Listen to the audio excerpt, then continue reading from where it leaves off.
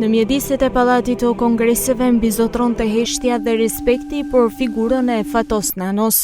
Trupi pa jetë i ish kryeministrit ishte vendosur në mes të sallës, i rrethuar nga familjar, bashkëpunëtorë e miq të tij të afërt.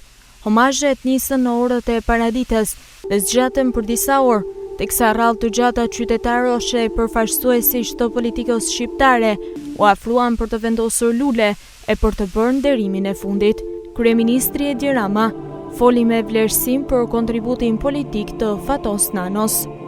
Mua më duhet të rendis fjalët e një lamtumire, të cilën, të them drejtën, nuk e imagjinova do të fare hiç, as pasi miku ynë Solis më shkroi me keqardhje të madhe se kishe hyrë në një koma irreversibile. Mendova të qast vetëm gruan tënde të paepur, Gjojin, që do të vazhdonte të rrinte te koka edhe për kush e di sa vjet të tjerë, si një roje besnike e gjumit tënd pambarimt. Por të betohem,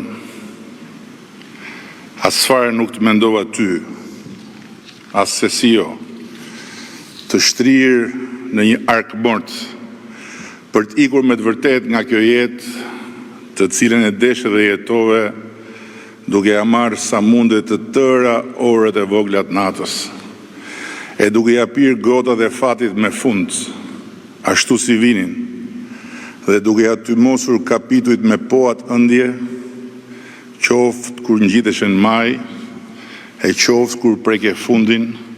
Bashkëshortja e tij Gjoana Nano falenderoi të gjithata që ndan me familjen dhimbjen e ndarjes. Dita e sotme është për mua dita më e errët dhe e trishtuar e jetës. Po ndahem me njeriu me të cilin kalova një çerek shekulli jetë dhe me të cilin më lidhen përveç dashurisë shumë ëndra, shpresa e zhgënjimet përbashkëta. Sot është një nga ato ditë që unë nuk do të dëshiroja të jetoja kur. E tillë është kjo ditë edhe për fëmijët tanë, Sokolin, Etën dhe Klajdin.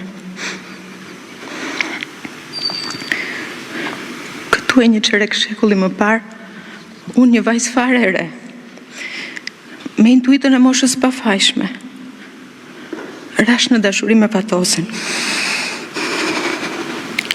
Atëherë sigurisht nuk e kuptoja pse. Por tani e di.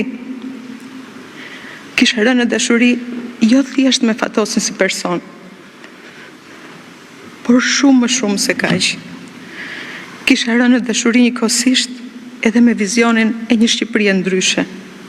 Pas homazheve, trupi i Fatos Nanos u përcoll për në varrezat e Tiranës, ku zhvillua ceremonia mortore në një rreth të ngushtë familjarësh dhe miq të afërt.